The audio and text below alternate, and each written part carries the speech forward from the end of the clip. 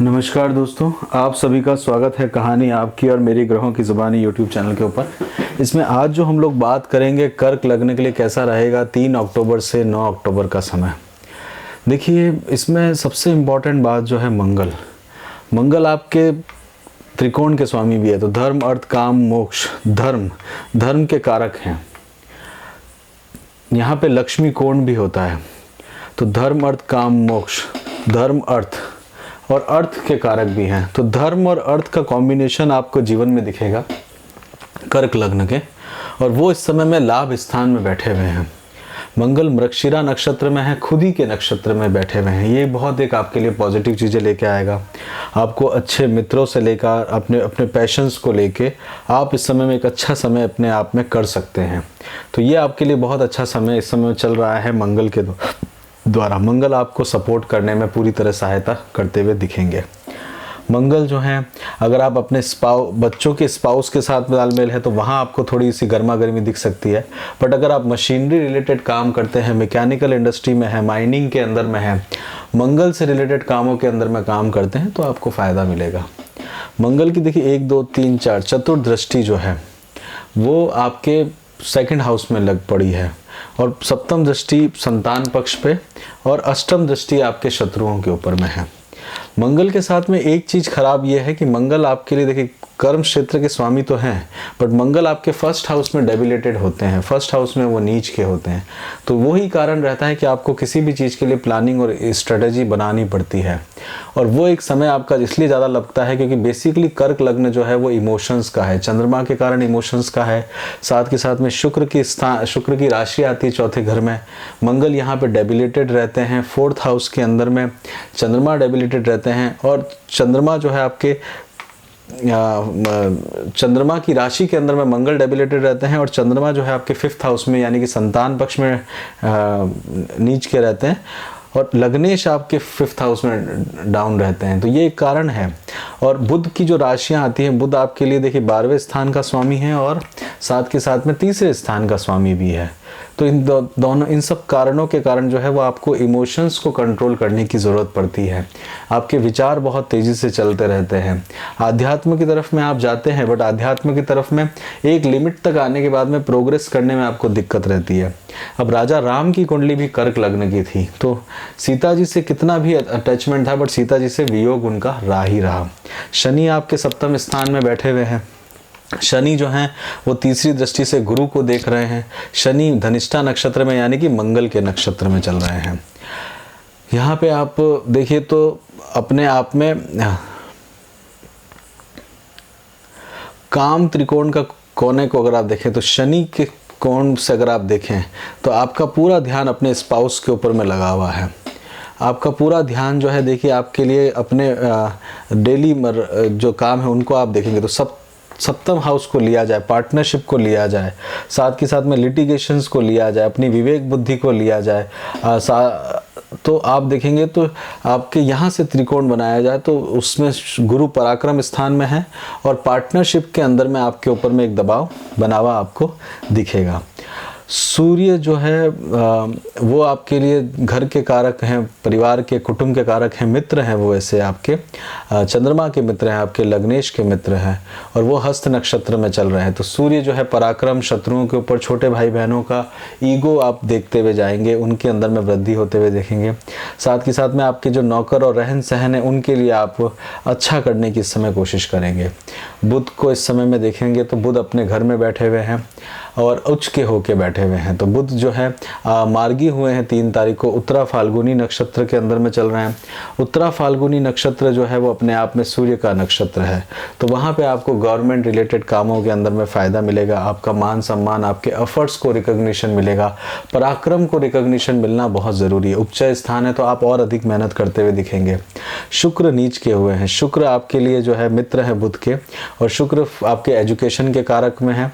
साथ के साथ में शुक्र ही जो है वो आपके मित्रों के कारक में है। तो मित्रों को संभाल के चुनिएगा, क्योंकि मंगल अभी बहुत तेजी से चल रहे हैं, और मित्र आपने सही से ले लिए तो आपके लिए ग्रोथ अच्छी हो जाएगी।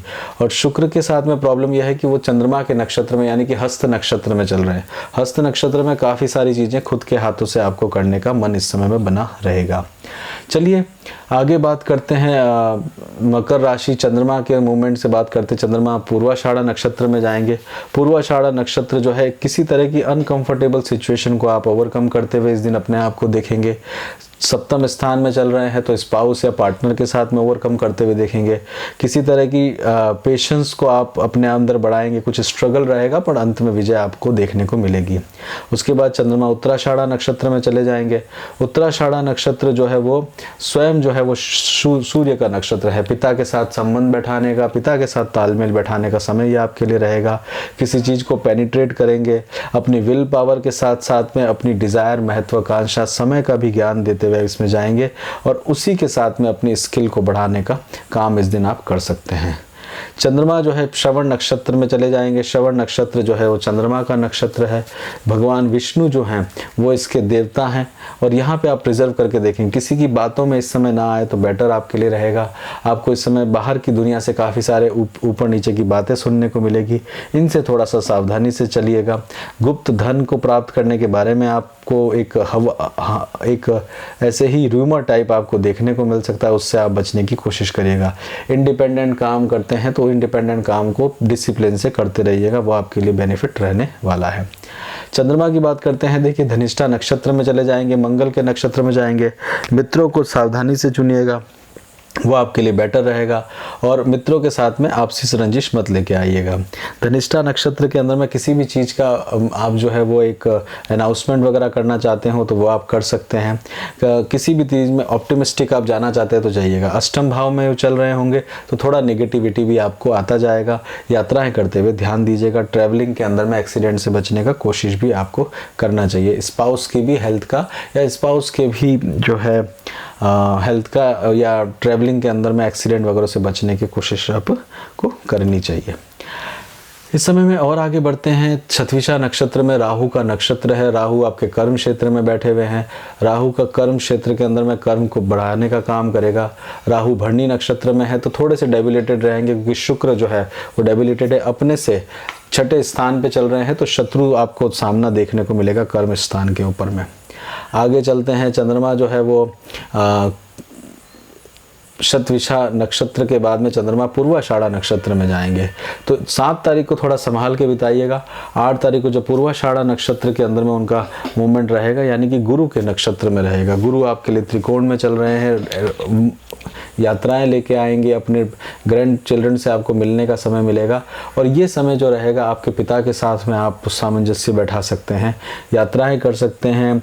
आपके जो पुराने जो अच्छे कर्म हैं उनको आपको फ़ायदा मिल सकता है। दान पुण्य से आपको फ़ायदा देखने को मिलेगा।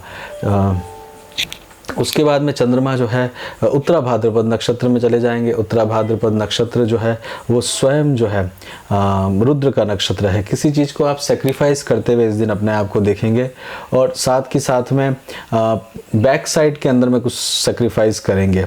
अहिर बुद्धि जो है इसके देवता हैं। रुद्र का इसका स्वरूप है।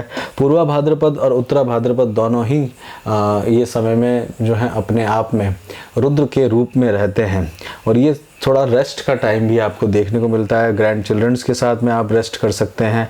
साथ के साथ में आपके पिता के साथ में आप सहयोग करने का काम करते हैं। यंत्र मंत्र और तंत्र के अंदर में अगर आपकी रुचि है तो वहाँ पे भी आपको सीखने का मौका मिलेगा। देखिए केतु भी 4th हाउस में है तो आपको तंत्र मंत्र की विद्याओं के अंदर में भी इंटरेस्ट, बेसिक इंटरेस्ट आपका जगते हुए दिखेगा। हेल्थ के लिए बात करते हैं तो हेल्थ का बेसिकली देखा जाए तो आपकी इम्प्रूवमेंट होता हुआ दिखेगा। आपकी हेल्थ ठीक रहेगी। स्पाउस की हेल्थ का ध्यान दीजिएगा। एजुकेशन के अंदर में अगर आप बात करते हैं, पढ़ाई के अंदर में बात करते हैं तो वो पोस्ट ग्रेजुएशन आपकी अच्छी चलती रहेगी। अंडर ग्रेजुएशन के अंदर में मेहनत अधिक करनी पड़ेगी। फोकस ने कम होते हुए दिखेगा। घर खरीदना चाहते हैं तो इस समय ना खरीदने बेटर रहेगा आपके लिए। कुछ घर खरीदने के लिए ज़मीन खरीदने का अच्छा समय है बट घर बनाने का ये समय जो है उतना खास नहीं क्योंकि उसमें रह नहीं पाएंगे, बट कंस्ट्रक्शन ज़रूर करवा सकते हैं। शादी के लिए प्लान कर रहे हैं तो इस समय में कर सकते हैं आप, और किसी से प्रेम करते हैं तो वहाँ पे भी आपके लिए पॉजिटिविटी है। बच्चों के लिए इस समय में प्लान कर सकते हैं आप, और जॉब चेंज करने की अपॉर्चुनिटी भी आपके लिए ठीक है। बिजनेस के अंदर में प्रॉफिट लेते हुए जाएंगे, एफर्ट्स ज़्यादा करने पड़ेंगे। ओवरसीज़ अगर आप जाना चाहते हैं तो आपके लिए एक अच्छा मौका बना हुआ है।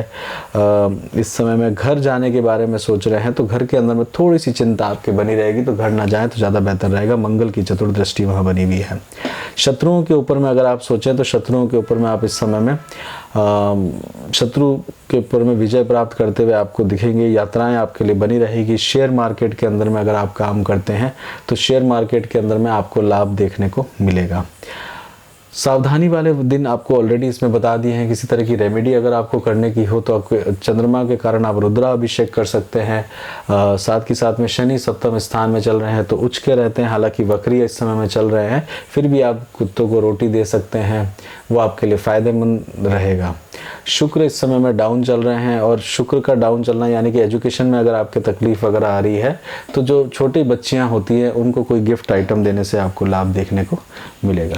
इसी के साथ यहीं पे रोकते हैं। कर्क लग्न का आपको कैसा लगा आप ज़रूर बताइएगा। चैनल को लाइक शेयर सब्सक्राइब करिए, अपना खूब ध्यान रखिएगा, खुश रहिए। जय श्री राम। यहाँ तक रुके हैं तो जय श्री राम अवश्य लिखिएगा।